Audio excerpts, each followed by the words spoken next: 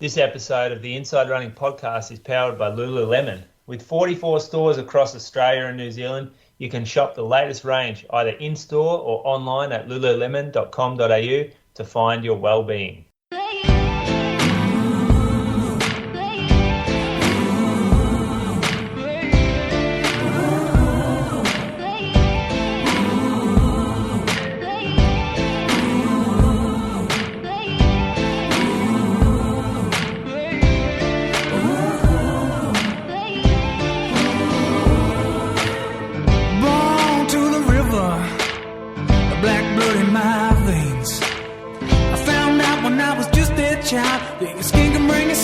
Pain.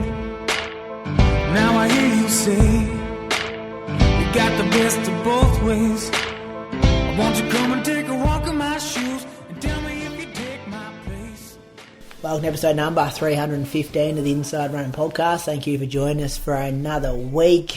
Big show coming at you. Vic Milers Club is back. We'll be talking about those results. Queensland 5k champs happened. Tiernan returns to racing, which is good to see. Listen to question, Moose on the Loose, got some whispers coming up as well a bit later on the show, and some weekly recaps will also be here. Welcome, my co-host is down in Anglesea, Julian Spence. How are you? I'm excited, mate. These whispers.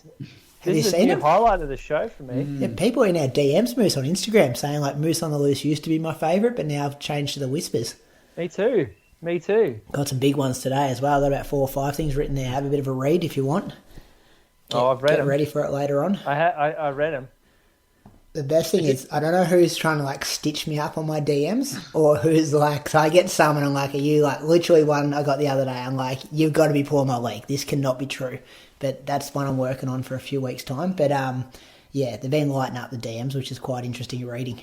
I like it as well, Brady, because I do the agenda. So then when I log on here at like 7 o'clock, you filled this out and you haven't told Moose or I any of these throughout the week. So they're new to us as well. Yeah, sometimes I don't tell you. I like just getting your like level of surprise when I read them out. But yeah, I've got them in there for a bit of pre-reading today. How are you, Croaks? How's things in Canberra? Yeah, not too bad. Lily has just been diagnosed with chicken pox, and I think Colas is like maybe 3 days behind her based on symptoms. So thankfully it's one of those sicknesses that you generally only get once. So I had it when I was like, 17 or 18, and I was pretty sick with it, but hopefully it means that I won't get it again. So yeah, that's it. But also, boys, happy 6-year anniversary. Is today, is it? Well, episode 1 was released on the 10th of November. Oh, so yeah. Pretty close. We obviously did have an episode 0. Yeah, we'll go. Yeah, we should be going from that date. The very first thing we released was what, like the 7th or 5th of November? Yeah, we were in the start of November. What year? 2018? 17. Yeah, 6 years. Yeah. 6 years of Monday nights doing this shit. 6 years. Happy birthday. You guys have hardly missed any too. Yeah, I reckon I missed like maybe a handful. Yeah, if that, I reckon. Oh well, that's pretty good. cool. To think of it. 6 years. When Did I used to like celebrating the years or the episodes? Yeah, you're a years man, I think, and I'm an episodes man. Oh yeah, okay. Yeah, I reckon years is pretty good to celebrate. I like years. Is good. Years is good. Yeah, both are good. Just celebrate whatever you want. Celebrate everything. Yeah, we're 350 soon. Yeah, a bit of a while. The numbers, they take a while to tick over. 350. 350. You're getting a chair off the ground at 350. Yeah, I reckon we shut things down at 350. Can't be too much more to talk about in the running world. Moose will get a gold microphone at 400. Yeah. Well, he probably already has one. No, I've got these ones at the moment. It's a mic built into my headphones, but I just had a shower and my ears are wet, and so the silicone buds just keep sliding out. Painful. One of the real great issues of podcasting. Well, Croaks and I have had the same mic from episode 0. We have. You've been through a few, I reckon, Moose. Yeah, I know. I don't know what's wrong with them. Yeah, keep getting the defective ones. Just hates looking after stuff, Croaks. Looking after it. It sits on the... I'm not like lugging it around in a backpack. Anyway, let's talk about some running. Moose, tell us about your week. What have you been doing K-wise, trainer-wise? Who you been running with? Some big names I see on Strava. Yeah, I can't wait to hear about This Sunday. He would have been so up and about. Oh yeah. Yeah, I was the keynote speaker on Sunday morning. Don't worry. We'll start with Monday though, because I'll build into it. So I ran Monday morning, just easy, 40 minutes an hour. No, 40 minutes, but a 5-minute K pace. And changing songs on my Garmin and it froze again, so that kind of pissed me off a little bit. And in the Arvo, did a bit of a hillier run, met Brady down the beach. So it was a downhill run, pretty slow, pretty cruisy still. Finish in the water, which is really nice. And I did have a snake in my front porch that day. So I had to negotiate that. And then Tuesday, an hour. Negotiate. With a shovel. Yeah. Well, hey Moose, I had somebody comment to me that you've got your invisible fence. Yeah. Maybe your invisible fence is keeping the snakes in. the invisible fence is a cable. But I did I've wondered about that. I actually had an echidna in my backyard today, and I reckon it may have struggled with the cable, because when I went down there, it was in all sorts, the cable, and I saw the echidna going across there like late last night. So I might be creating some carnage for the fauna of my backyard. Who's commenting that though? Who's making that claim? Just a guy that I was chatting to the other day said, maybe Moose needs to look at his invisible fence. Maybe it's keeping the snakes in. I thought, it's a good point. You can get snake deterrent things, like you stick them in the ground and they send out vibrations into the earth.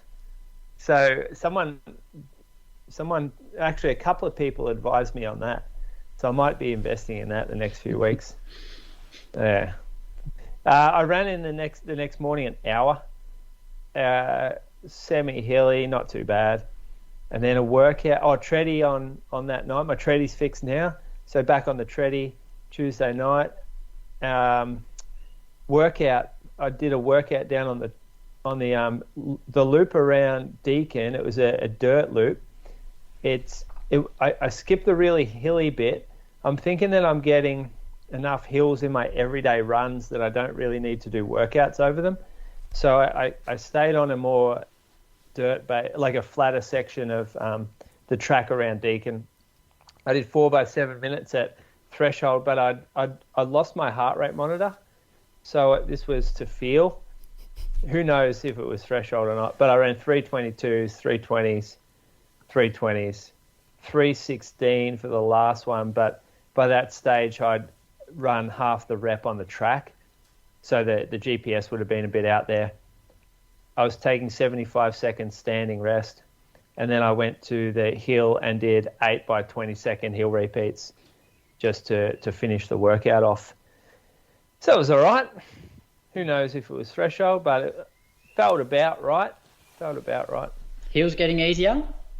Those 20-second reps? Not really. I'm still pretty cooked at the end of them. I go like 95%, I reckon. So I'm working up them, and my glutes are pretty tired after the threshold. So it's good workout. I actually really liking it. I look forward to doing it. And I think I'm getting some strength from it too, because I've been better on the long run the last few weeks on the hills. We thought about reversing it, Moose, just to see how it feels physically, doing the hills first and then doing the thresh on, like, sort of your legs are going to be a bit like banged up, or like, that little bit of fatigue from those. Yeah, that's a good idea. Reverse it. Just to see how it feels. Yeah, I might do that. The next time I do a thresh, I might do it tomorrow. We'll see. We'll see. I wasn't planning on much of a... We'll see how we go tomorrow. We'll talk about it next week. All right. Yeah, I jogged that Arvo in Geelong, got off work a bit earlier. I was still at work, but I went for a loop around Geelong. Then 10K the next day. This was my low day. I've been taking one low day a week. I just ran 10K and then nothing in the afternoon. I did a 16K the next morning on Friday. I transitioned to a Saturday workout this week. So I ran down and back on Distillery Creek Road. quite a nice run, but can't get going. Like I thought, I put the Super Blast on for this run. I think it was the Super Blast. Maybe it was the Vomero. Let me check. Oh, it was the Nimbus 26. Yeah. But I couldn't. I ran 5 minutes for the first K, and I thought I was going pretty fast. I thought I was out the gates, but nah. 5 minutes is about it. I haven't broken 4 on a run for the first K in a long time. What time? So you ran at 7:08. What time did you get out of bed? And like, did you do anything before you go for a run? I got out of bed at 6, and have a coffee. I don't think I walked the dog this day, but I've been walking around for an hour before this. Yeah, okay. Yeah, it's a weird one. It's because I have this impingement in my ankle joint, and when I hit the deck, it's really quite sharp pain, and it takes about 10 minutes for it to loosen up, and then after 10 minutes I don't really feel it, and I can just run naturally and fluidly. But for those first 10 minutes, I'm running with a real awkward gait where I turn my foot in, like pigeon toe my left foot in order to avoid the sharp pain. I'm going to go see a podiatrist about it and maybe get some sort of, I don't know, injection or something to try to loosen that up, because it's a pretty annoying injury. It doesn't stop me running. It just really slows me down in the mornings. After all that, though, you did break 5 minutes for the first K. No, it says 5 minutes. 4:55. 4:55. What, on Strava? Yeah. Still can't break 5 minutes for the first K, even when I try. First K split, 4:55. No, it says 5 minutes. No, not on... Best out and back on that run. Yeah. Now, on Friday here, it's the got 10th. first 4:55, gap 4:54. Do you know what it does? It probably doesn't count the privacy area. Because on mine, look, let me show you my splits. Yeah, because mine here, I'm going to just send this into the group. That's probably right, I reckon. My split says 5 minutes for the first one. Because I saw Davies comment that, and I was like, what the fuck's this bloke on about? Okay, when we get to my week, tell me if mine's the same. Yeah, I will. I've got that set, yeah. Yeah. Weird. I thought that bloke was high when he wrote that. Like, this bloke's lost the plot. Well, everyone thinks you've lost the plot. Got the Coros heart rate that afternoon, went for a jog with it. Pretty happy with it, really comfortable. Sits on the arm a lot better than the Polar does, doesn't dig in as much. So I thought that was a bonus. And I found that it was really accurate too. So I didn't, like, every time I went up a ramp or a hill or whatever, I got a good feedback from the heart rate telling me that it was going up. And yeah, on the easy runs it should be pretty accurate. It's when you start doing workouts you might see more of a lag. But I did do a workout the next day down in Aries, and it was good on that day too. So I did a yo-yo. I met up with... Sorry, Moose. I'm just going through the chat here from the Coros heart rate monitor where Brady's got, we talking medical grade kind of quality, mate, after his last one. You know, what was that brand, Brady, that you were talking about before? Yeah, someone's left a review there. Paul Glass. I've actually heard people say that they're pretty accurate as well. Don't tell me that, Croaks. I just bought one of these Coros ones. Fell for Moose's influencing. Ben Wisby, my old coach. Oh, he's a smart guy too. He loves his toys and he's into all this sort of stuff. So he reckons they're pretty accurate. Fuck, all right. But sorry, Brady. They ain't no Coros, Brady. Well, I'll wait and see when mine arrives. How did did you sell them all, Moose? Toby was stoked with the orders he was getting Saturday morning. Was he? Yeah, keeping him busy. Reckons he was sold them all after your Strava influencing. Sorry, I should add here then Moose has followed up with, let's just say this operator isn't going to pop up in Office Works. Yeah. But hey, very good. That was you taking the piss out of me, and now Ben has come over the top and said, no, Brady was right about that Scotchy thing. I just think that backwards and forwards from you two is pretty good. Yeah, cute little jokes from us there, isn't it? Yeah. I don't know how you ended up with more likes on that, because mine's clearly funnier. I'm clearly the funnier guy. No, we didn't sell them all, but I'm going to order more because I'm really happy with it. And I lose them once a week anyway, so I'm going to need at least 5 to get to the end of the year. For a bloke who cares for his stuff, Croaks. Yeah, that's right. Now we know why his microphone's stuffed. Yeah. That polar one, that lasted about 3 weeks, I reckon, since it rocked up, and then I lost it. And I lost that Coros this morning. Luckily I found it hiding in the bottom of my car somewhere, but I thought I was pretty mad about that. Bloke has too much money, Brady. Wouldn't it be nice? Too busy, I reckon. Just too busy. So the workout was a yo-yo. So Jess and Dylan Stanson were down in Aries Inlet, and Dylan had a workout to do.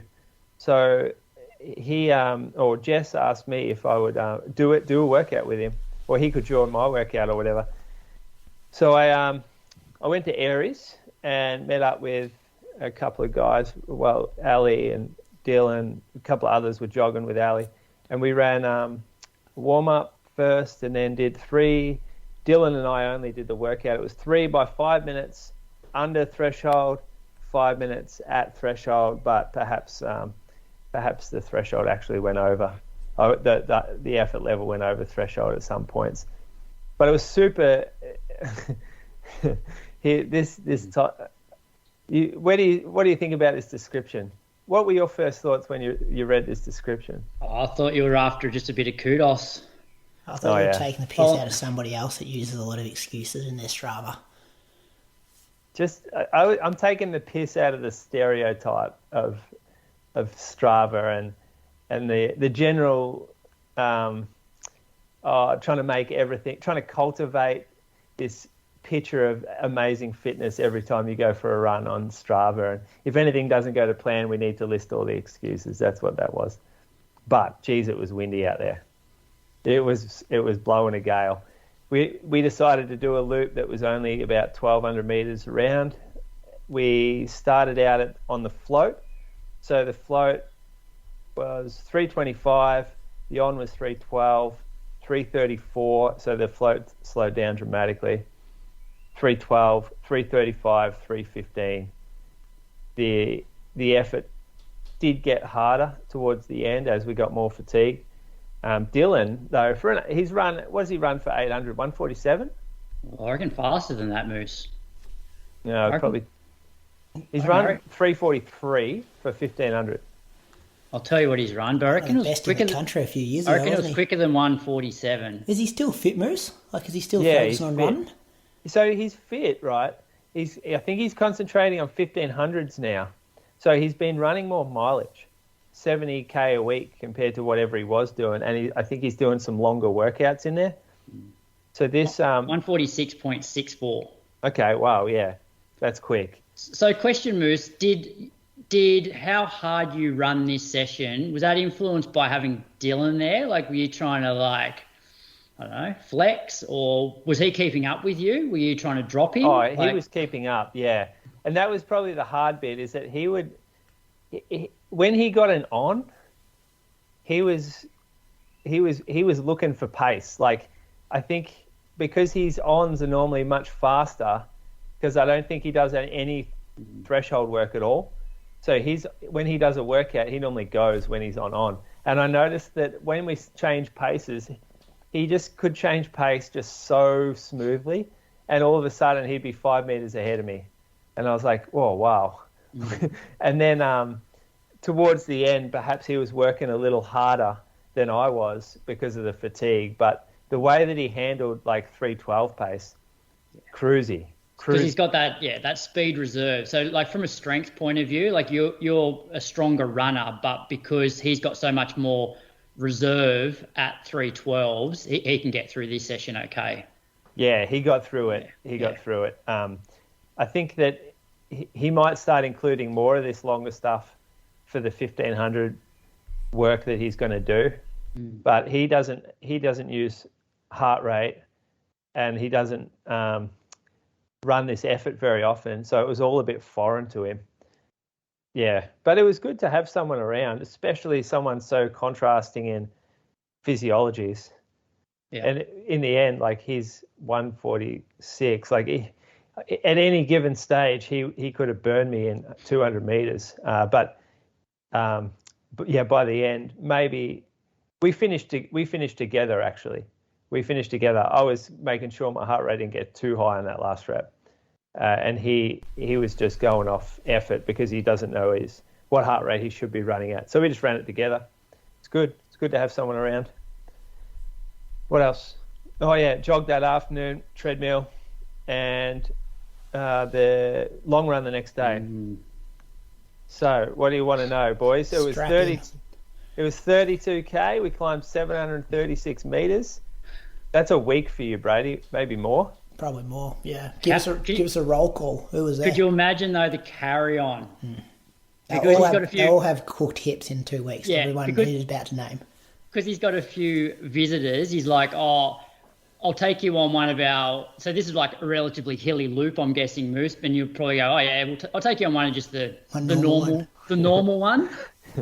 And didn't you have 500 meters of those, like 700 in the first, like 15k? Have a look at the second K on my Yeah, it was like 95 meters. Yeah. 96 meters, and the gap pace was 3:33. So we were out this hill pretty hard early, and then we just ran some nice Ks after that. It got going, maybe up a few hills, but mainly your mate Ryan Cramery pushing the pace, Brady, not really me. Give us who else was in the pack? Oh well, the pack was massive to begin with. So there was the usual Surf Coast crew. Do you want to know them? Oh, we know those guys. I've got a fair idea who they are. The visitors. So we had Rachel McGuinness down from Melbourne. So she's going pretty well again, racing the 5K this Thursday night. You're coaching her now too, aren't you? I am. Sinead that would have been a pretty good long run before a 5K, 700 metres of climbing. Yeah. 4 days out. Coming off a stressy, isn't she? Perfect. I don't think she did she run 32k? No, I don't think she did. Hope not. Sinead Diver was there, so Australian record holder, that was a big one. And she worked hard. She was up the front after things got moving, she moved to the front. And I've called it Assassin School here because I was talking to, at the end, Kieran and Sinead and I added on. And I congratulated Sinead on sticking a knife into her main rivals, Jess Stenson and Ali Pashley on the long run. Doesn't matter who you are, doesn't matter how friendly you are, she'll still knife you on a Sunday long run. And I said, that's the cold-blooded killer that you are. Did she go the whole 32k? Yeah, pretty much. Oh, nah, maybe 30k, 31 or something. Because Jess is only she's coming on the show like next couple of weeks, but she was only like 15 or 18k, wasn't she? Well, not only, but compared to 32. She's only been running for 3 weeks, and she ran like 16k and pretty damn hilly in a pretty good group of runners. It was impressive to watch. Was Sinead doing it easier than you, Moose? Oh, yeah, maybe. I don't know. I reckon she was working. We went up this massive climb. It was from 12.9 to the top of it was 17.8. So we ran 5k uphill basically, and there was some decent gradients in that. She wasn't talking. I was actually giving her some lip, and she wasn't giving anything back. So there's a fair chance she was struggling up that. Who else? Yeah, they were Ali, Sinead, and Jess, Rachel. Pretty good female group for a long run. Yeah, there wouldn't have been many long runs in the past where Jess, Sinead, and Ellie have started together, would there? Done that many long runs together before. Not that they really did this time either, but maybe only like a post-race type thing, where they might race on a Saturday, run on a Sunday. I reckon maybe Gold Coast or something one year that could have happened. Yeah, because they've never been on like the same team together, have they? Like training for a marathon where they might do like a training camp together. No, I don't think they've been on a training camp together at all. Yeah. I reckon it's always, as is distance, right, as it goes, someone's always had an injury or they've been preparing for different events, or a child. Or having a baby, yeah. It's probably the most common one. Yeah. That's good, Moose. You've done well there. What about he was up and about in the message group afterwards, wasn't he, Crooks? Should have seen my body count, he said to it. You can't go doing that. Yeah, I could just imagine the carry on at the start. Brad, did you hear what Brady just said? Yeah. Please stand up for me here. I didn't say that. If we're going to throw lies out, Brady, come up with some better ones. It was a good one from you. Should have seen how many people I buried. I should have taken a body count. Something like that. I liked it anyway. How many K for the week? What did I get? 145, I think. It's a pretty good week. So I'm back up there. I'm having a real low week this week. So don't be scared. I was going to say, Moose, Brady, have a look at his towers. It's like Stairway to Heaven. It's just like full-on staircase. Yeah, feeling better and better about it too. That's the dangerous thing. It's like I'm running myself into condition to handle more. Like I'm getting antsy if I'm not running doubles now. I feel like I'm getting there. I feel like 100 miles not too far away. And we had a conversation about this a few weeks ago, but it's changed. Things have changed. I'm feeling good. Here we go. I love it. It's 2019 all over again.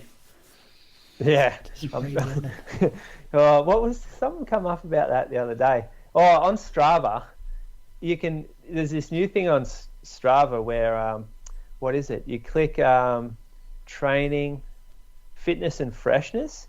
It's in the subscriber thing. Yeah. Just seen that. So click that, right? And then have a look at your fitness and freshness over the past, click all time.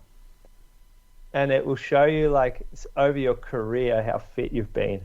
This would be a lot on heart rate, though, wouldn't it? I think it goes a lot on heart rate, yeah. Far out, yeah. I've just got one huge skyscraper back in January 21.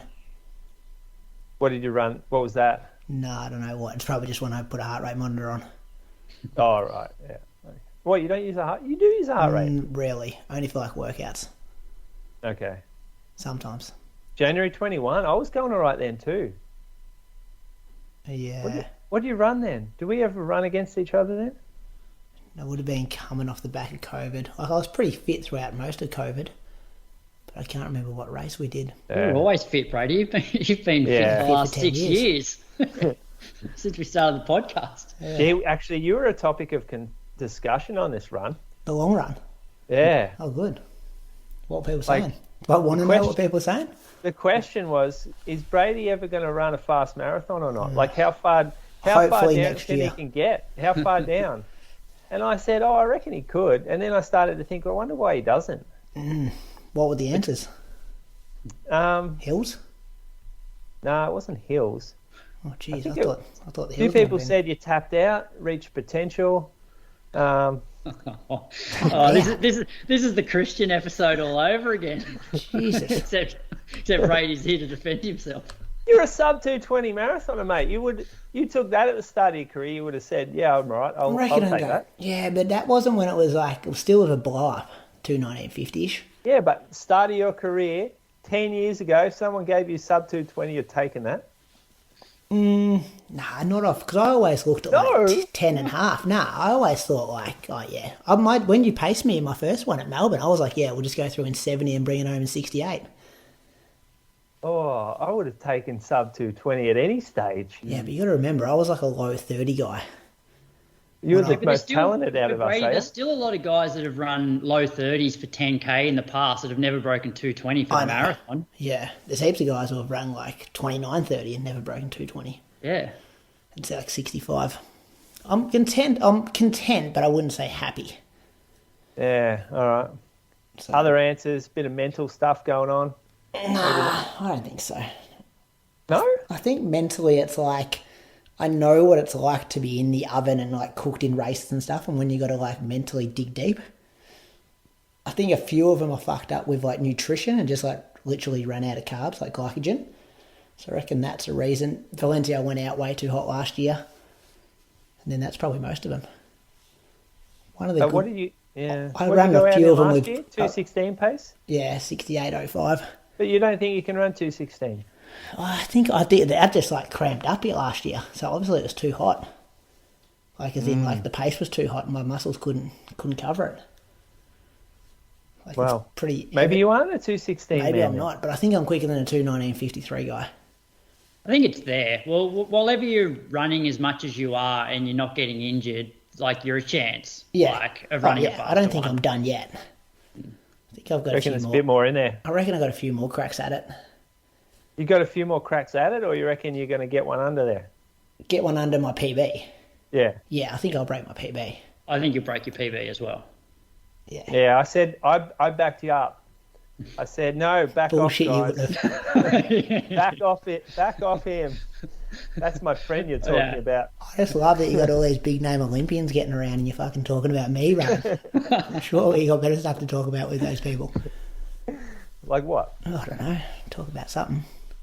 No, it was good. It was good value. Good chat. That's what happens when you're an influencer, mate. You can't put those videos up like you do and expect people not to talk about you. Yeah, that's what we need to be doing. That's how the influencing happens, doesn't it? Gets Well, that's people right. talking. Successful little influencing. Little photo shoots. You're going to be the talk of the town. Successful influencing. I love it. Yeah, that's me. Who's next? Croaks, you up? All right, I'll go. So Tuesday was my first run of the week, and it was a Tuesday Arvo session. We just met at the AIS. There weren't that many actually doing a session on Tuesday because most of them raced on the Sunday. So I did this session with Rob. So session was 5 minute, 4 minute, 3 minute, 2 minute, 1 minute, 5 minute, all with 75-second jog in between. This was like a really hard session for me. This was definitely the hardest I've run since coming back. Even though it's not that impressive on paper, it was just did not respect the heat at all. So we started off and it was like a slight downhill through the AIS. And so we went like 328s, and I just knew, like, which 328s is not that fast, especially when it's slightly downhill, but just the heat compounded things. And then we obviously wanted each rep to get a little bit faster, and there's a bit of a hill in the loop, so you sort of ignore you ignore how you're feeling to then try and run a bit faster than what you had the previous rep. And I got to like 3/4 of the way through this session, and I was like hating it, which I reckon is a sign that you've you've cooked the session basically. An old coach of mine used to say that like most sessions you want to finish them feeling exhilarated, not exhausted. And like I got to the 2 minute rep here and I'm like, I would happily just pull the pin. So anyway, the splits were 328 for the 5 minute rep, 324 for the 4 minute rep, 315 for the 3, which was I think slightly downhill, 316 for the 2, which was had a little bit of a hill in it, 309 for the 1 minute, and then 326 for the 5 minutes. And the jogs were decent. Like it was, low 4 minute Ks, that sort of thing. But it was just a reminder that one, need to respect the heat more, and two, like where I'm at, I just definitely don't need to be working this hard. And I sort of had a chat to Rob afterwards as well, because Rob came off because this session, like I generally prescribe this session for when people have done like a park run on a Saturday, and it's not meant to be a hard session. And like Rob would run 17 minutes on the Saturday, and I thought, I'll just run with Rob because that should be fairly comfortable for me. And he cooked it himself. Like he pretty much dropped me during the 2 minute rep. And I sort of said to him afterwards, I'm like, we didn't go through 5K much slower than what you raced your 5K at a park run on the weekend. So there's something wrong with that. And he agreed. But it was a bit of a reminder. So that was Tuesday. Wednesday, got out in the morning for an hour. Can we just go back? Sorry. Yeah. Can you imagine this scene, Brady? Rob's gone, dropped the coach. Coach gives him a bit of a spray at the end. Oi, know your place, boy. Well, I did drop him by the end of the session. Of course but wouldn't have let that happen.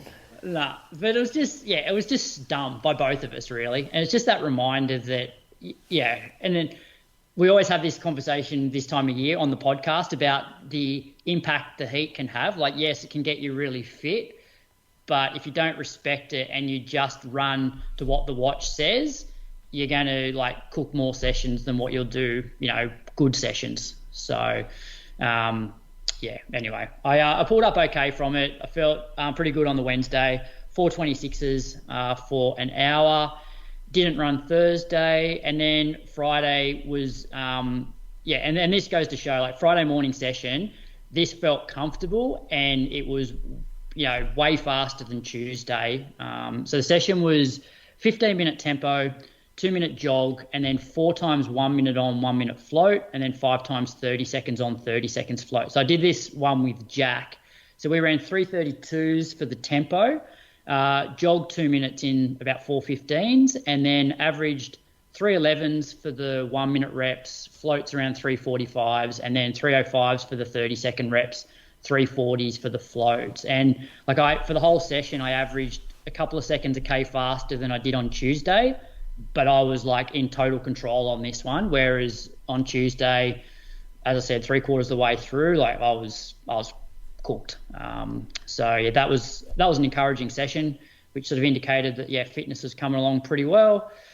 Saturday, just 30 odd minutes out at Mulligan's at 4:24s, and then we had a bit of a group run on Sunday. So a lot of the guys had sort of 2 hours, so I just did the first 90 minutes with them. I think there's about 6 of us. So I did 90 minutes at 4:14s, and this was definitely the easiest I've felt on a long run since coming back, and which was encouraging given it was relatively warm yesterday here. The heat really didn't sort of impact me at this sort of pace or effort. So another week of 73k. So just stringing together 70k weeks. Yeah, they're nice though. Getting fitter at 70k weeks though. Yeah, I'll keep doing this till Christmas and see what happens after that. Yeah, I don't know what I'd race. If I had to go all out for 5k at the moment, it'd be interesting to see what I'd run. I don't know. I reckon I'd maybe maybe low 16 minutes. Oh, you break 16. Come on. Yeah, I don't know. Yeah, you would. I don't know.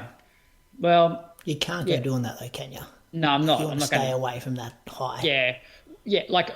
Tuesday for me was getting close to that sort of race effort 3/4 of the way through the session, and I actually hated, I didn't enjoy the session at all. And that's one thing I've actually been enjoying is the training, within myself. And so, I'll definitely be training within myself, moving forward, especially until I get the all clear to do a bit more. Yeah, when that popped up, I was like, oh, that's a fast workout. Which one? The one with Rob. Oh, yeah. It was too hard for if it was 10 degrees, those paces probably would have been fine, but it was, mid to high 20s, and it was just, and I just haven't done a lot of running in those conditions, which, we do all of our Tuesday sessions in the afternoon, so that's something that we're going to have to be conscious of moving forward because it's only going to get hotter. Will you change them to the morning? No, I don't think so. I'll put it to the group. I'd be open to going Tuesday morning as well as Friday morning because most people, put it this way, the Friday morning sessions, we're getting 15 to 20 people rock up, and there's probably maybe half of that on a Tuesday afternoon. So the mornings more people can get to than the afternoons. So we could look at doing something like that. Yeah. But the track's not open. If we wanted to do track sessions, the track's not open in the mornings. Oh, you can't get on it? No, not the AIS, no. How many tracks you got there? We've got 2 synthetic ones, but you can't get on the other one without booking it either. Oh, really? Yeah. So AIS is open from 3:30 till 7 every afternoon, and then it's open in the mornings on the weekend if there's not, some other event on. Should say there's one that Moose has. They just roll over there, no fence around it. It's pretty good, hey. Paradise, yeah. Yeah, and So you always jealous. see people over in the US just go to the closest high school and there's a synthetic track. Yeah, it's ridiculous. Yeah. So there's no schools in Canberra that have not a synthetic track. The uni doesn't have one? Nah, it's all just grass ovals outside of the 2 synthetic tracks. Are they spray painted? There's a couple of spray painted tracks, but it's not very good. I would do a session on the road or the gravel over some of those grass. Get on the grass tracks. Mate. Train hard, race easy. Yeah, well, most of the guys I coach are road racers anyway, so there's no real need for us to be on a grass track. Yeah. Yeah. Go through this week, boys. Monday, 15k in the morning, 440s. Then I did 6k in the afternoon with 8 by 15 second hill strides. Tuesday, first workout, did 10 minutes, 8 minutes, 6 minutes, 4 minutes, 2 minutes at threshold.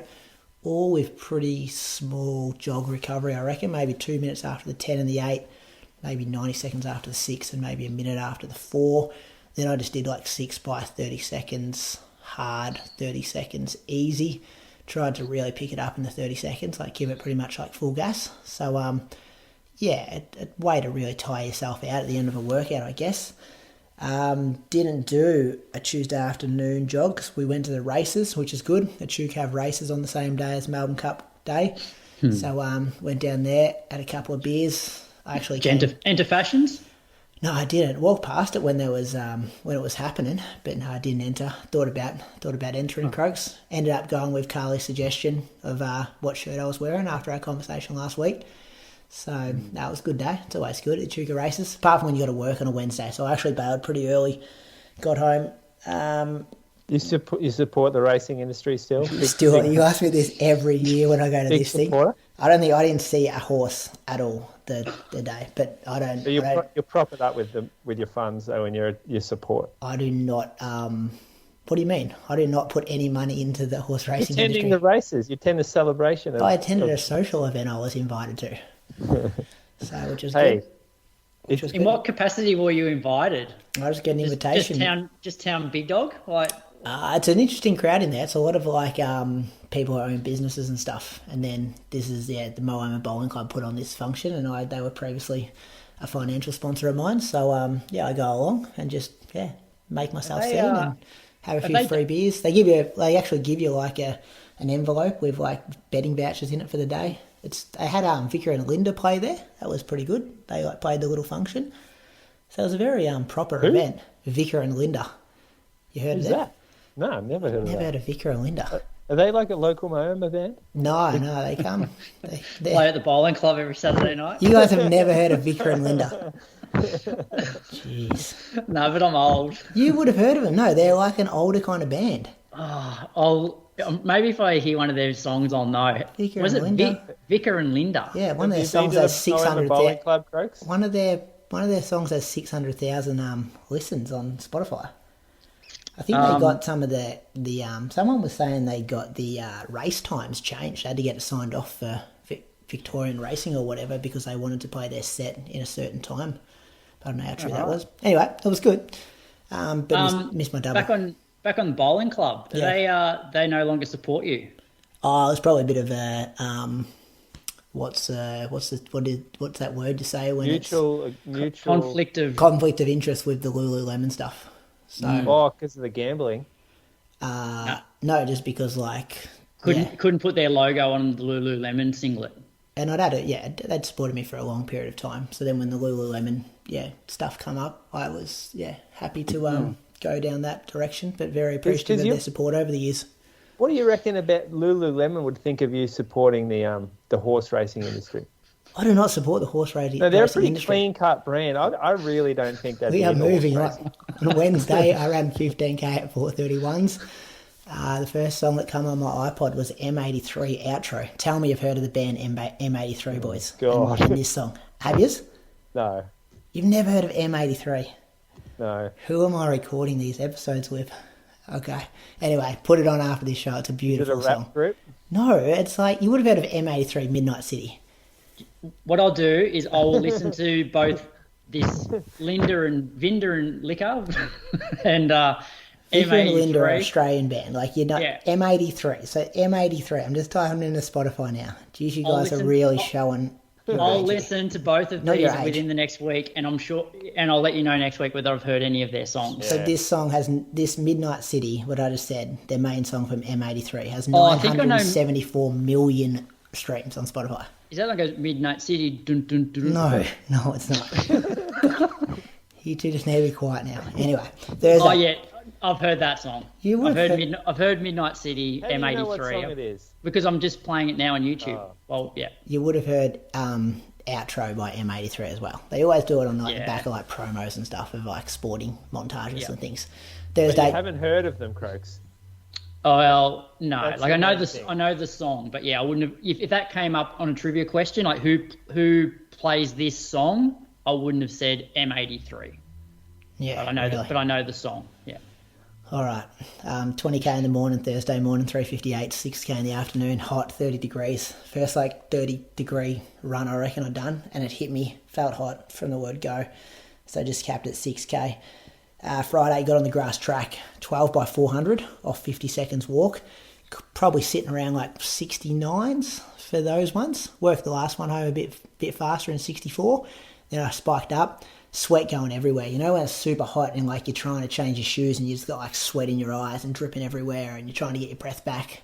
Real kind of unsure kind of timings when you're trying to do that. Hit some 200s, same thing off 50 seconds in about 31, 32. So that was good. Get going a bit on the grass track. Put a photo up of the grass track on my Instagram stories. People were happy to see what it looks like after me talking about it for a few weeks. Then got out for... Yep. How do you come up with 50 seconds for the 400s? Oh, I just think of a pace that, like, I don't know, when I'm ready to go. It was more about how much recovery do I need to hit 12 400s in about 70. How do you come up with 70? Because I think that's probably... I was working close to 5K effort. So I think 70 on... Or me hitting 69 70s on this track was probably pretty similar to being 68, 69 on a synthetic. 14:10 pace. Yes, maybe 14:25 I think I could run. I reckon I could break 14:30 for a 5K at the moment. And then it was like, well, if I can't do that off 50, maybe I'm going too quick. Need to slow them down. But you should go and do the Vic Champs this weekend. I really thought about it. It's this Thursday. It's just too hard to get down there and back midweek. It's just too far to drive. I really did think about it. But I'm going to do a 3K in Bendigo next Tuesday. So 8 days away. There's a couple of Bendigo Bats kids. They have these Tuesday night track races. And there's a couple of kids who want to run around 8:40. So I'm going to jump in with them and hopefully, ideally, kick down off that and try to run close to 8:30, which would be nice. But we'll see what happens. Then Saturday I did 16K, 4:32s. Then we went to Bendigo for lunch and back. That was good. So I missed my double there as well, which I usually do on Sunday arvo. And then Sunday met the other Cranberry moose, not Ryan Cranberry, Luke Cranberry. Met him at on the hill section. He drove out from Bendigo. It's about half an hour from Bendigo, so closer to Bendigo than it is for me in Moama, this new hilly long run track. And he half-stepped me early on, and it gets pretty hilly later on in the run. So he was pretty strong on the hills though, but just the two of us. He did, I think, 29K, I did 32K. We had to stop for some sheep at one stage, so we kind of got to this dirt road and there was a ute park there, and we kind of waved to the lady in the ute. She said, just watch out up there, there's some sheep coming.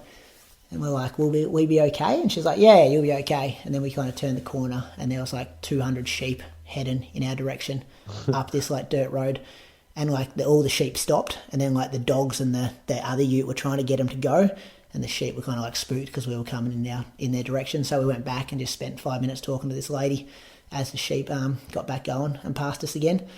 And then that was it. 153K for the week, and got rolling on this one. The long run. Yeah, it was the same as last week. I think I averaged pretty similar, but I gave the hills a bit more of a squirt this time. I'm alive. Like you said before, you feel everything's a bit easier. This felt like I didn't have any pace on, and then I said to Cramner's I reckon 45 minutes in, I'm like, oh, we must be moving all right, because I don't think we were this far. I was this far along the road the week before, and he's like, yeah, we're averaging 4:10s, and I was like, 4:10s, this was Whereas the week before it felt harder at that pace. But do you notice the flat? Then going back home, running on the flat feels easier. Because that's where I notice it more. It's I don't necessarily notice. Yes, as I get fitter, the hilly long runs become easier. But a hilly long run is still a hilly long run, and it's still somewhat tough. It's when I then go and do a long run on a flat road, that's when I notice the benefit of the hills. Not so much yet, but I find within the run, I feel better on the flat. There was a couple of stages, say you're on some flat and you've come up a hill 2K ago, it's almost like you've recovered from the hill and it's I want to go again. You know that feeling you get? Yeah. Just a bit more comfortable, yeah. So it's a good week. I reckon there's some news as well, boys, some exciting developments. I might be in the background of an AFL documentary. Pulled up at the traffic lights the other day. And do you follow AFL, the draft, Moose? There's this kid in town, Harley Reid. They reckon he's going to go number one. You know that name? Oh, no. You guys know nothing about the world, do you? Anyway, I pulled up next to him at traffic lights the other day, and Carly and the kids were in the car. And I said to Carly, oh, that's Harley Reid in that car. And she also said to me, who's Harley Reid? Then I explained the situation. He's about to be the biggest name in Australian rules football. And then he had the filming crew in the car, and they had the microphone coming from the back seat into his mouth, and then the car behind him had all cameras and stuff as well. So just keep an eye out in the next couple of weeks if you see any media about. Would you get out the window or something? Then he had his window down, and we were kind of like next to him with the window down. So I reckon you might see me. Just keep an eye on that. Doesn't surprise me though, Brady. You celebrating juniors, hey? Junior success. Celebrate juniors. I just celebrate. He's a junior, isn't he? I just celebrate. I just cannot get over the amount of talent that comes out of this town. Like the number one draft pick coming from he lives about 15 minutes down the road from Chukamalama. Huge. He's taking number one. Well, he's not yet, is he? Yeah. This is the one who doesn't want to go to WA. Yeah, he's the one. Well, I think that's been cleaned up there. He's got like the long blonde hair. What do you mean it's been cleaned up? I think he come out and said, "Nah, that was fake news. He's happy to go wherever he goes." Oh, he has to say that. Yeah, just Google him. Just Google his name. Now West Coast won't take him. Yeah. Everyone wants him, I think. They reckon he's the next Dustin Martin. Anyway. Get ready to lace up for a cause that matters. More Than a Run, powered by Lululemon, is a hybrid event spanning across Australia and New Zealand, uniting the running community to support men's health. Join as an individual or enter a team with your club or run crew and choose to run the More Than a Run 10K, 30K or 60K on November 25th. For more information on how to get involved, visit morethanarun.com.au. Let's thank some Patreon supporters. Who you got, Grogs? I got Shane Bell. Shane lives in Melbourne and has PBs of 17:47 for 5K, which was set at the Chelsea Bicentennial Park Run. 37:27 at this year's Run Prix. 84 minutes. Run Prix. Yeah, sorry, Brady. Jeez. Have you actually seen further down in the whispers? I've actually got Run Pre written as PREE, so I don't make that mistake later on. Happens to the best of us, doesn't it, Brady? It does. 84 minutes he went through the half marathon at Great Ocean Road, and 2:56 at this year's Gold Coast Marathon. He's a supply chain manager at Amos Sports Australia and New Zealand. So thanks for your support, Shane. What kind of things Amos Sports moving, Moose? Heard of him? Solomon. Oh, yeah. Solomon running shoes, Solomon soft goods, and Solomon mountain gear, skis and boots and running shoes and packs, and just dropped apparel actually from their range, the running apparel. But they do the hiking stuff. Arc'teryx, so that outdoor brand that all the hipsters love to try to find, discounted, second-hand stores. They do Wilson tennis rackets. Oh, yeah. Good from you, Moose. I'd never even heard of Amos Sports before. Well, I deal with them, so I know. And, Wilson tennis rackets I think is pretty big for them. And I reckon something else that'd they be do. Huge, wouldn't it? Yeah, Wilson. it's big. I don't think Solomon's their big one. Let me just I think they're the three. There's another one they got, or that they definitely used to have. Atomic. Oh, I've heard of Atomic. Yeah. Don't they? They're skis. Yeah, I think they are. So they've got Solomon with skiing brand, and Atomic, and then the Wilson and Arc'teryx. So outdoor sort of stuff. Okay. Who are you thinking, Moose? I am thinking Matt Holman from the UK. So according to the Power of 10 website, he set all of his PBs this year.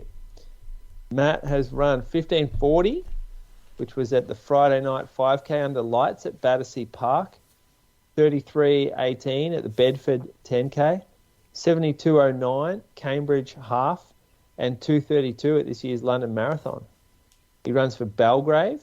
Whoa, that's the singlet that, what's his name was wearing? Reese. Reese Edwards. And St Albans AC, head of strategy at Forge, sales-led marketing for revenue growth and new business.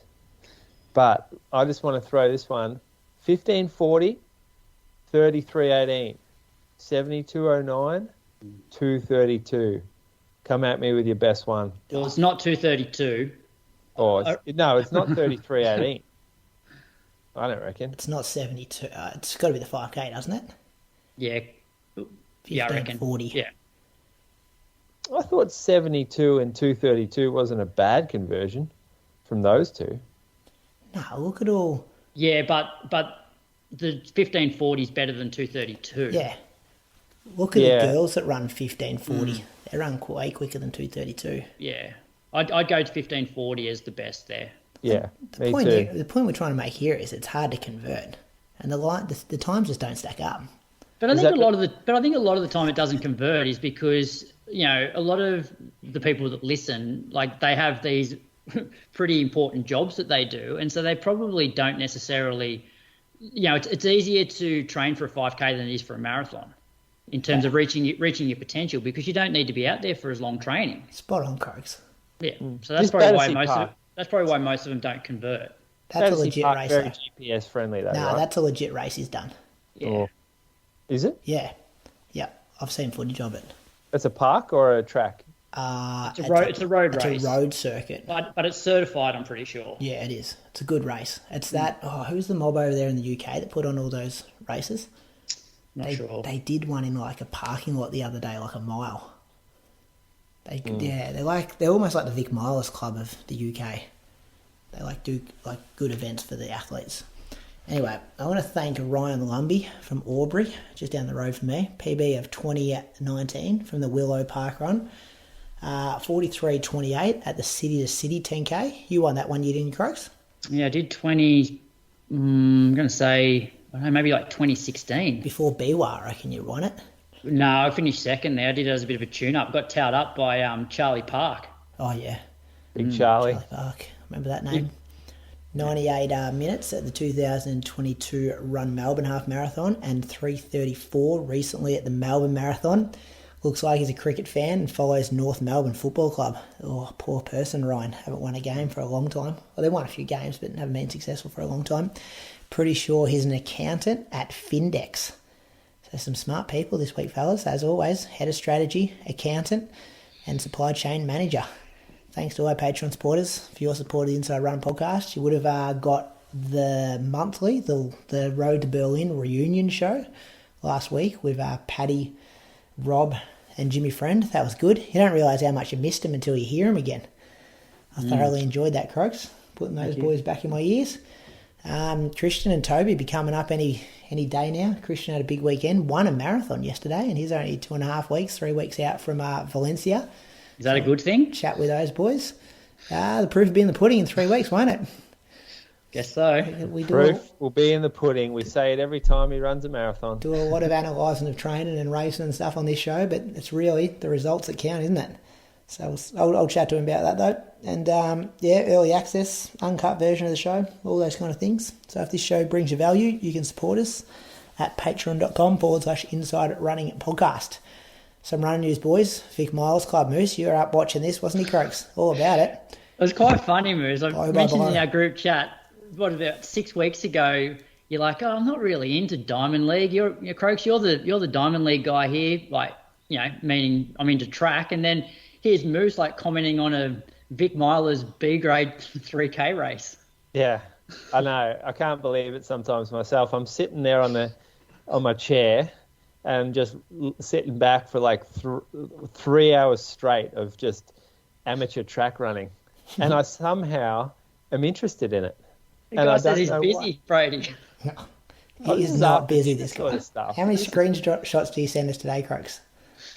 I don't know. I reckon one, maybe? There was a few today. It's normally double figures.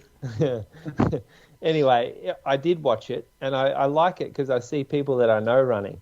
That interests me more than watching people I don't know. You know, Stewie? I do know Stewie. I could watch that. But it comes up on my Facebook. I don't even know it's on, really. It just pops up. I go, oh, you beauty. I'm going to watch this. Firstly, on my phone. I'm just going to chuck it on my phone while I eat dinner, maybe. And then, oh, no, let's move on to the laptop now. And it's a convenient time to watch. They do it well by putting it through social media. They do a good job. Yeah, and there's commentary was decent, and yeah, it was just an easy listen, easy watch. We had Sophie Hall. She's a young athlete. She ran 9:22 to get the win from Stella Radford, who was out very hard and basically ran the whole way by herself, but Sophie pulled her back. Madison King was in third. Similar situation in the men's. Liam Cashin went off pretty hard himself, but he held on to run 8:01 solo. Harry Norman 8:07. Oh, well, he had a pacer actually, didn't he, Liam Cashin? Who paced? Yeah, it's a good question because I forget. I'll have a look to see if there's a DNF. Maybe there wasn't a pacer. I'm pretty sure there was a pacer. Oh, Maybe not. I reckon maybe Cody Shanahan went with him for a little bit, perhaps. Logan Janetsky was third in 8:09. Looked like a good race to be part of. Brady should have gone to that one. Same problem though, Moose. Midweek races in the big city. Yeah, you're right. Yep, it's hard. It's hard for the regional athletes. Yeah, so that was the 3K from Milers. They don't do another 3K, I don't think. I think it's just 1500s and 800s now on in. I thought they used to always do a 3K a bit later on in the season. Nah. No? It's always before the 5K. Because remember that year I had a shocker and then I had a good one at the 5K the week after. Yeah. Yeah. That was your PB. It was 14:09. All right. Anything else to report there? That's it? No. Many people on the stream with you? How many people are watching? I don't think it says on Facebook, does it? Don't know. Oh, I wasn't looking anyway. It was, good vibes. What else do you want from me here? No, I was just wondering. That's good. Well, yeah. Logan Janetsky, one of the friendliest kids in Australian distance running. 100%. Yeah. Good bloke. Good to see him running well. The 5K champs happened up in Queensland. Jack Coomber, he's an under-20 athlete. He got the win in 14:10. Connor Latoff was second in 14:15. And Charlie Moore, also under-20, was third in 14:20. The guy who was in fourth was also under-20. So 3 under-20, not kids, under-20 people make up the first, or not the first four, 3 of the first 4 positions in the state championships. Queensland have always had that history too, of having some good juniors. In the what women, group are they from? No, I'd never heard of any of these names, to be honest. It says does it say their name on the I'll go on the results. I'll see if it says. Yeah, I'm just jumping on as well. It has which club they're from. Just bear with me. I'll read through the women's results, Brady. Yeah, Gabrielle Schmidt won the women's in 17:03. Kaya Anderson was second in 17:08, and Greta Johnson, who's also under 20, was third in 17:14. Got anything for me, clubs? Yeah, so Jack runs for University of Queensland. Connor Latouf is Gold Coast Runco. Charlie Moore, University of Queensland, and the junior that finished fourth, also University of Queensland. And then in the women's, Gabrielle Schmidt is from In Training. Gold Coast Run Crew was second, and Gale Force Running Squad third.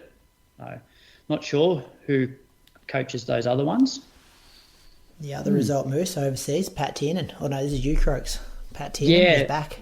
Yeah, so Pat Tiernan raced, I guess, last night our time at the Boston Half Marathon, and found a few people that ran this on Strava, and it's not as Boston's not super flat. So yeah, he finished second in 61:56, and according to most of the Strava files I found, it was about 160, 170 meters of elevation over that half. So I think that's a pretty good result given he hasn't raced in a very long time, and half marathons count towards the Olympic marathon selection, don't they, from a points point of view? Oh, good one, Croaks. I'll have a look where he's sitting after that. Yeah, they can. I think you need a marathon in there. Yeah, which no doubt Pat will be looking to run a marathon early next year, and I'd almost, assuming Pat stays healthy between now and his next marathon, I'd almost have him as probably the third Aussie in our men's marathon team. Jeez, I wasn't even thinking about him to be honest, but you are correct. Yeah, because I reckon obviously Brett is pretty much a lock. I think given the amount of points that Liam has with like the Oceania plus the time that he ran, he'll be pretty hard to knock out. And I reckon Pat's probably our next best. Who knows? He's capable of running what Brett's run, I reckon, on the right day. But so is Jack Rayner. Yeah, but Jack seems to have shelved the marathon. Maybe, but it's still a long time. Have you heard a whisper? You got a whisper, Moose? I haven't got a whisper, but it's 6 months away is the close. Well, put it this way, is Jack going to the Olympics in any other event other than the marathon? Well, he's run a 10K time under the qualifier. I mean not in this block, no. But he has. But he has. I reckon the time got faster though, from what he ran. I'll find out before the end of the show, but I reckon that Jack's 10K PB is actually slower than the new 10K Olympic standard. 27:05 or whatever it was. Well, I think that's, yeah, I'll find out what that is. Maybe, before the end yeah. of the show. Guys, I haven't even mentioned Ed Goddard, who is in the quota at the moment at 72, and they're taking 80, and his points are from Gold Coast and CIM last year. So when he goes to Valencia in maybe 2.5 weeks and takes out the CIM result, puts that next to his Gold Coast one, he'll jump up significantly. But do you, I still put Pat as a slightly better athlete than Ed in terms of I can see Pat. Oh, I'm just talking about getting points and playing the system, yeah. Yeah, but I can see Pat going well under 210, and I feel like Ed's a little way off that. I think Ed can move that 213 to a 211. Or get another 212, it's 212 high at Gold Coast, go run a 212 low. But that's the thing, Pat's going to need 2 results. So Ed's already got one at Gold Coast that's worth 1,113 points. Yeah. So what's Pat actually got to run? Do you know what I mean? So Andy ran 210, and that was worth 1,155. So if Pat does go out and run 210, he's still got one result similar to Ed's Gold Coast. Yeah. Does this half help him at all? I don't know if there was points attached to that because it was a significant half marathon or not. But I don't think a time of that would help him. Yeah. Oh, anyway, it's going to be fascinating the next few months about how it all plays out, both men's and women's, for the marathon. Yeah, it's going to be this whole tracking thing. You can do it on that Road to Paris website. Yeah, and it's going to keep changing. While you're on that website, does it have their go to the men's 10K and find out what the standard is for the 10K on just on time? Yeah, I can do that. Just give me 2 seconds. And while you're doing that, I think it did get quicker. Yeah, I think it did as well. I'll just mention the other bit of sort of running news, and we should have mentioned it last week, but AA have decided now to hold a trial for World Cross Country, and that's going to be at Stromlo on Friday the 1st of March, which is about 4 weeks before World Cross itself. So I think that's a pretty good result. Wouldn't you agree, Moose? Yeah, that's a great result, and it's pretty good timing too. I mean, you're going to have to organise your life a little bit if you're going to go overseas to run this World Cross, and you don't know until a month before. But I guess that's just part and parcel of it. 27 flat croaks. Yeah. Oof. That's yeah. So Kai Robinson's in at the moment. No, they're taking 27, and he's in on 32 for his world rankings. Surely all the spots won't be taken by people running the time. Surely you're not going to get 3 per nation, because what's the field's 20? Is it 25 or something? 27. Yeah. Imagine that. Imagine having to basically break 27 minutes to be guaranteed to run the 10K at the Olympics. That's pretty rough. That's why I brought up that question about Jack. Yeah. So if he sits there and goes, you know what, I've got to go back to the marathon now because, I don't know. Or is there more chance of him? So probably more chance of running the 5K time. What's the 5K time? Well, it'd be low 13s, but I almost think that 13:04 or 5 is probably easier than sub 27 for 10. Yeah, it's 13:05. Yeah, we had more people under 13:05 than we have under 27. We haven't had anyone under 27. That's right. Morgan and Stewie are both in the rankings at the moment. Yeah, they're taking, I think it's a bit early to be looking at the rankings though, because it's you've got a whole. I've got a bookmarked. But you've got a whole outdoor season to come. Yeah. And they're in pre-season now. Yeah. The marathon's different though, and you'd be feeling like this with Ali as well, Moose. They've got, you're looking at, especially if Sinead and Lisa have already got that spot locked in, and then you look at Jen's points, and she's about to go again in Valencia, and it's just it gets tricky when you're starting to, or it's more simple in the marathon. What about Andy? Yeah, Andy's injured. He's running? No, he's injured. He's come back from Falls Creek. I think I can say this because he didn't tell me not to tell anyone, but I was talking to him. He's organising this 3K I was talking about. He's got a stress reaction in his femur. So, yeah, not good. Because he did, when we did that Inside the Mind episode, he'd just come off a little niggle at the back of his knee. But this one, same leg, but yeah, obviously the female a lot higher up. So, So did he say how long he has to take off? Nah, but a reaction's usually 4, isn't it? Yeah. So he's obviously out of Fukuoka. Yeah. So he's in that same boat. So he's got one more chance to go. Yeah. Which is what you're thinking for Ali as well, Moose? One more, but look, you don't think about second chances. You go for it. Yeah. I think the slight difference, though, Brady, between the men's and the women's is I don't think the points will actually come into play for the women. I think the third spot will be taken by somebody who runs the time, which may not happen for the men, and so the men will be relying more on points, whereas either Jen, Ellie, Jess, like Izzy, or Eloise, like one of them is actually going to run faster than the standard, which then almost makes the point system obsolete for the Aussie women. 2:26.50.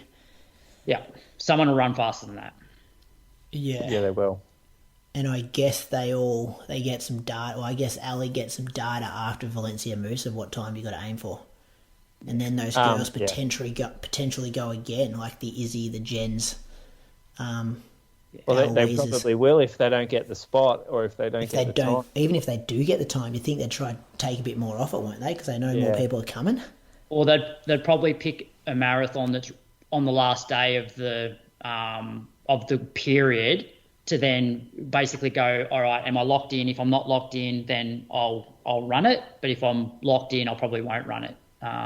Whereas, I guess Ellie and Jess, they're probably only going to have one crack at it. They're not going to be able to back up again, really, are they, Moose, before like the qualification period? Like, there's a potential to, and it's not been unheard of that someone can't run another one like 6-8 weeks after. Like it's not ideal, but it's because it's like, let's say Ali does Osaka, which is late Feb. There's still London, which is late April. Yeah. And that's not a bad one to have a crack at. You got Amsterdam. Is it Amsterdam? A week after? Maybe Rotterdam. Or Rotterdam, or Hamburg. One of them ones. Yeah. There's still there's still a chance. And if someone's like, say, Ali's coming off an injury, Jess is coming off the pregnancy, it's not like they've got a big whack of training they have to recover from. They just recover from the race, and then they're probably pretty motivated to get going again. It's doable. Yeah. The other thing I think you'll see happening is women realising that, if they're running a marathon in that sort of January, February period and it's not their day, or they realise that they're not going to go well under the time, they might pull the pin at 20, 30K.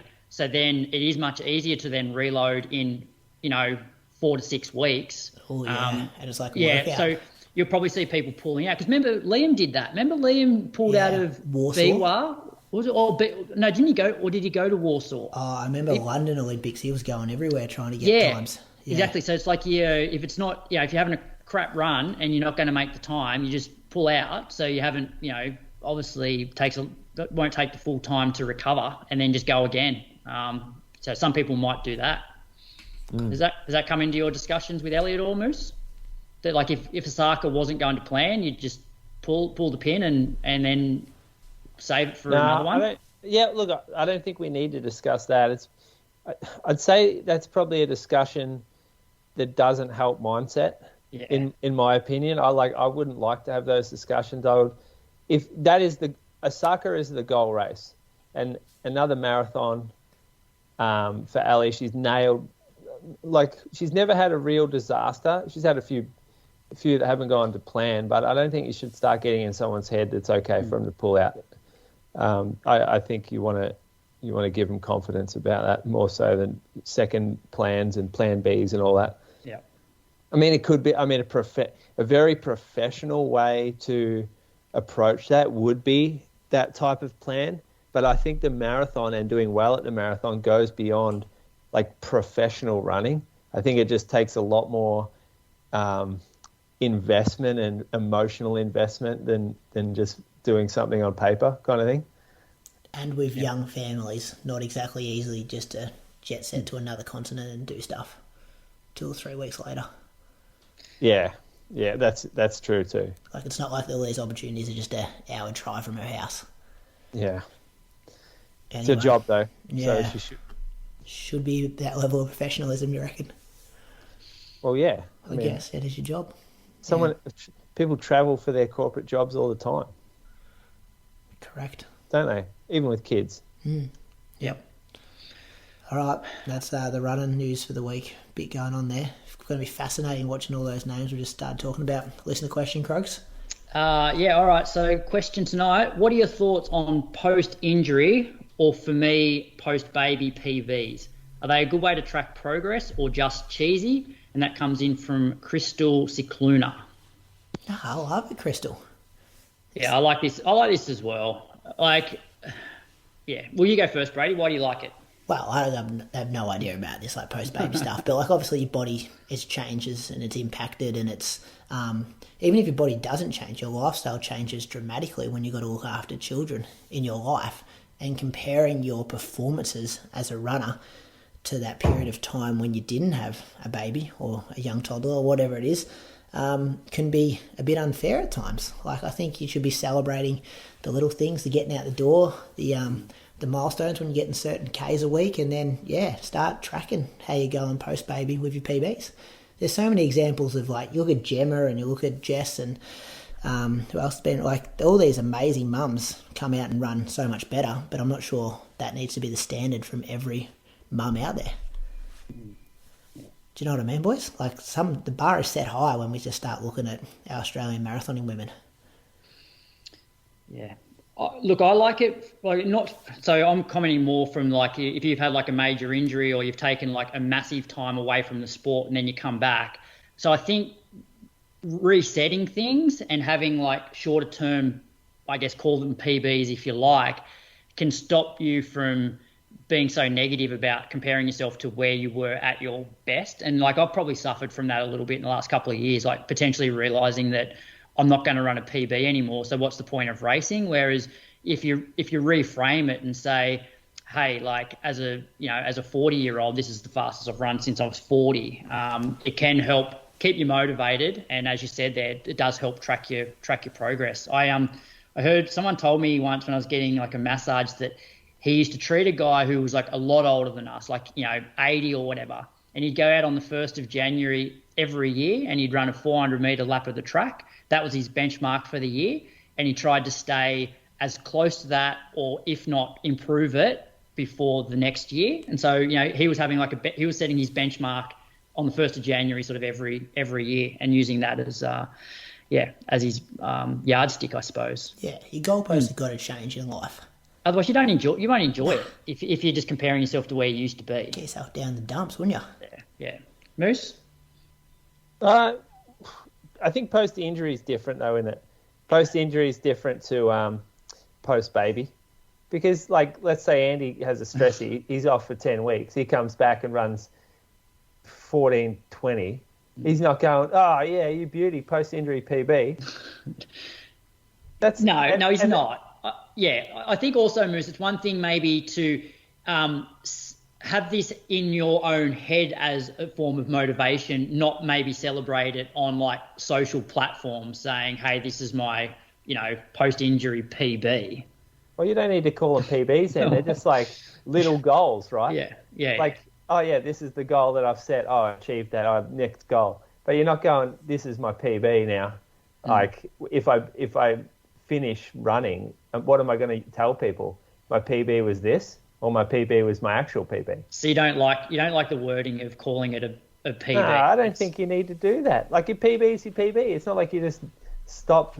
It's not like you're a new person. Yeah, but if all you're doing though, Moose, is comparing yourself to your PB and you're way off it for whatever reason, whether it's age or coming back from a baby, and you're, say you were a 17-minute park runner and you've had a baby and you're now 22 minutes and you're comparing yourself to that, and you may never get back there, then what's the incentive? Whereas if you if you're at 22 at the, you were 23 and then you're like, okay, I've run 22 minutes. Now that's a season's best, or it's an improvement on where I was. Yes, I'm way off my 17-minute PB, but it's a step in the right direction. Yes, I've got no issues with that, but it ain't your fucking PB. Your PB is 17 minutes that you ran when you ran your PB. That's true. Yeah, there's no problems having goals and new goals, and the problem there is the comparing thing.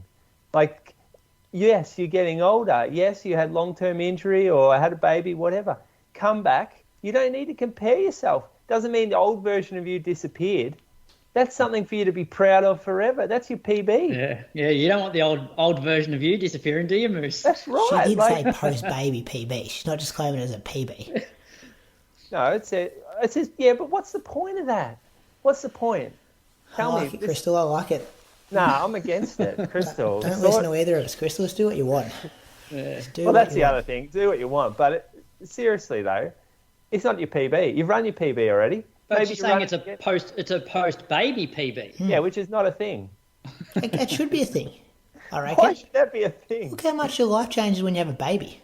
Oh, wait, maybe you move towns. Oh, let's do a new town. No, PB. but moving town does not have the same impact as having a baby. What if it changes the climate you're training? No. You know what'll happen? What else happens big in your life comparable to a baby? Nothing. So it doesn't change your PB.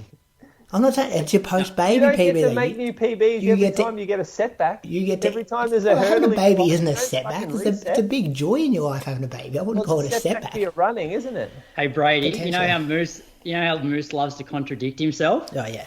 He'll get on here in about 8 years' time when he's just turned 45, and he'll do a race, and he'll call it his post-45-year-old PB, and then we'll go, hey, remember back in 2023, Moose, you said you couldn't do that. As if I would do that. Brady will have a good run in a couple of weeks, Croaks, and he'll go, yeah, that was her post-baby PB. As if I would do that, as if she did that, I'll give her a spray. All right. Talk about giving people a spray. Thanks for your question, Crystal. Yeah, hope you're still listening, Crystal. Do what you want. Moose on the loose, giving people sprays. What are you spraying this week? One culprit on the long run this week. Won't name names, but finished the run. Yeah, was comparing times with his partner who they ran together, except she may have run off on him a little bit. And then she was surprised to see that his average pace was faster than hers was at the end. And I think she said, oh, how did you end up with a faster pace when you walked up the hills? And the answer was, I stopped my watch when I walked up the hills. Ooh. Oh. Find me a training group where that's acceptable, boys. I've heard of people stopping their watch when they've run away from other people and they're waiting for them at the top of the hill. No, I'm happy with that. Very happy with that. But I haven't heard it this way around. What about the one when you're doing a track workout, like say you did what I did the other day, 12 by 400s, but instead of lapping your watch when you have the 50 seconds, you stop it. Yeah. And then you hit start again. So like you've averaged, say, 5K worth of running at 250 pace, and then you upload that to Strava. Yeah, no, don't like that. Neither do I. Don't like that. I never understand, how do they know when to start the next rep too? Do you know what it is though? And this is a Crammery thing, because he put this up the other day, Ryan, down in Anglesea. He stops, and when he stops for rest, he doesn't move. He doesn't take a step. And so Strava assumes that he's stopped, and it really? won't. Yeah, and it doesn't change it doesn't add that to the pace. It basically acts like he stops his watch. He's just got to turn off that setting though, Ryan Crammery. I've wondered that as well, Brady, about how they know how long they've been recovering for. Like, I know the Coros, when you stop your activity, it actually does scroll through and show you how long you've been resting for since you stopped the watch. But no, I reckon it's happening like if you stand still, then it cuts it out for Strava. Doesn't count it as elapsed time. Even if he just walks around, it's still... No, you got to stand still. If you start walking, it starts counting your time, counting it as elapsed. I reckon some people do stop their watch though. Yeah, I've seen individuals who would try and work on their ego on Strava do this. Because I know a friend of the show, like Sean Crichton, if you have a look, if he does like a 2x3K or whatever, all you see is the average pace for the 3K reps, not the recovery in between. So the elapsed time is like 3 minutes longer than than the running time because he's had 3 minutes recovery between the reps. That's a no-no as well. And I'd imagine, though, because I'd imagine he wouldn't stand still for 3 minutes. You'd be moving around, which would get picked up on Strava. Yeah. But I don't know how they work out how long they've had standing around if you don't have your watch still running. No, don't know either. Maybe somebody who does that can actually write in and let us know how you calculate your recoveries if you've stopped your watch after each interval. I'm running with a big dog from Garmin on Thursday, Nath Pearce. I'll ask him about it. All right. Could be a new setting where you can see. Anyway, whispers of the week. You want me to start off? Big one this week. Go. First one, your mate Croaks. Matt Fox, his name is, from Sweat Elite. He was the one meant to be pacing Lisa Waitman for the national record of Valencia. But he's in Japan and he's running Fukuoka. I got the entry list today. So the pacemaker, because I'm going back here, boys. This was a whisper in my first ever segment. So we're going back and addressing that whisper. That's now incorrect, that whisper. So I'm not sure who Lisa's pace is going to be in Valencia. Wait, Brady. Isn't there a chance, though, that he just entered Valencia and Fukuoka and he'll just decide, closer to the time? No, my sources tell me he's in Japan for 3 or 4 months, doing, covering Eckert and stuff. Yeah, all right. So she'll be looking for a new pacemaker. This one, not confirmed yet, but there's some whispers on the internet about Calvin Kiptum potentially leaving Nike. Which comes from Rotterdam. Rotterdam is usually like an ASICS athlete winning their races. You'll know, is it Basha Abdi or Nagu? There's a few of them. So just keep a bit of a whisper on that one. Just keep a bit of a watch on Calvin Kiptum there. Nike didn't really publicise him much breaking the world record. Weird that he was doing Rotterdam. Spoke about that last week. So there could be something in the works there that is also changing shoe brand. Not 100%. Wasn't there controversy there though a while back with Kipton where he wanted to sign with a Chinese brand? Yeah, supposedly he actually did sign with them, but then he went from Nike real last minute. And do you reckon he wants to leave because he is getting no love compared to Kipchoge? I think it'd just be a figure thing. But yeah, you can't not say that the Rotterdam move's strange, and this would add a bit of sense to it. This one come in from Ireland. I'll read this one out to you. You guys will be familiar with Paul Robinson, Irish runner. Yeah. Mm-hmm. So act surprised when you hear this announced in a couple of weeks. But friend was speaking to Paul Robinson at Irish Milers Club with links to Melbourne Track Club. He's doing one last track season, then he's taking up an assistant coaching gig in Australia with Collis Birmingham. Will there be a new group? Will Nick Beddoe be retiring?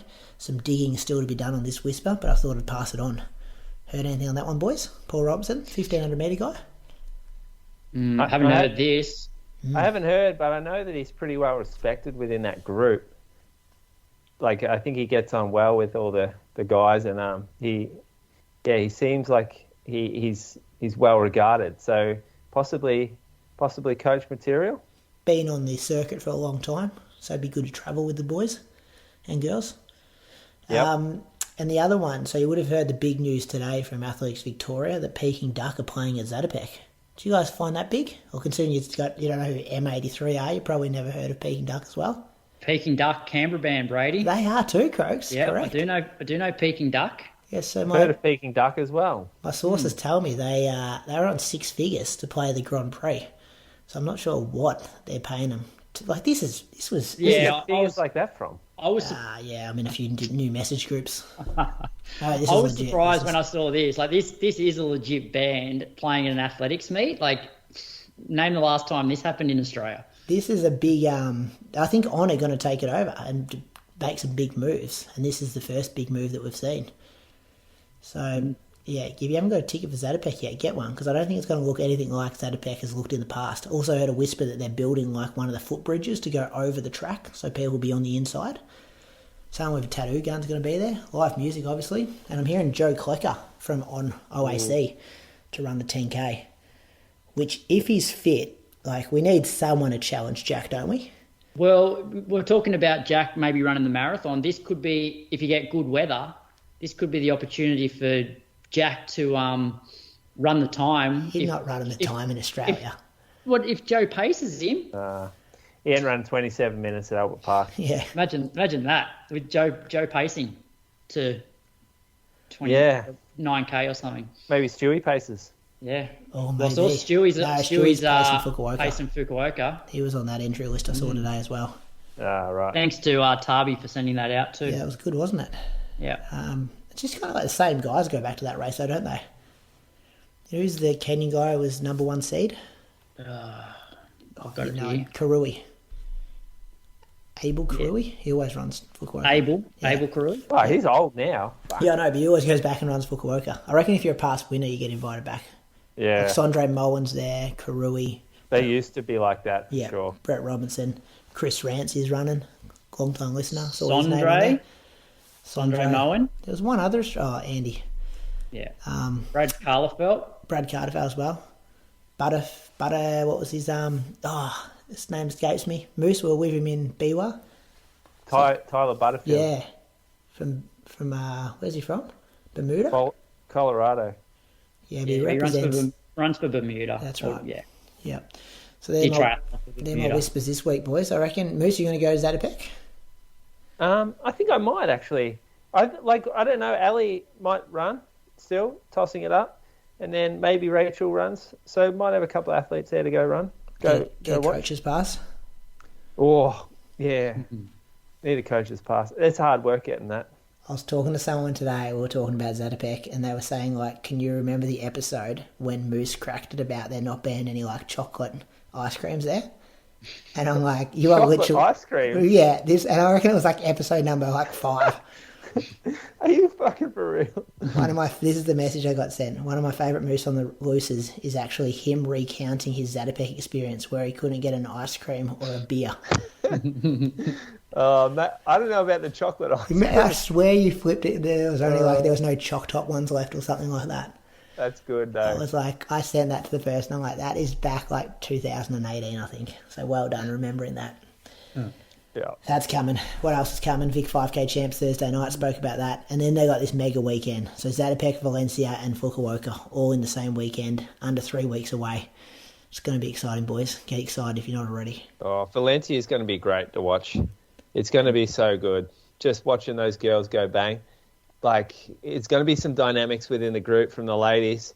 You got Lisa, who's probably going out at record pace. You got Izzy coming off, training the house down. Jen's obviously on a roll with her racing over here, doesn't get beat.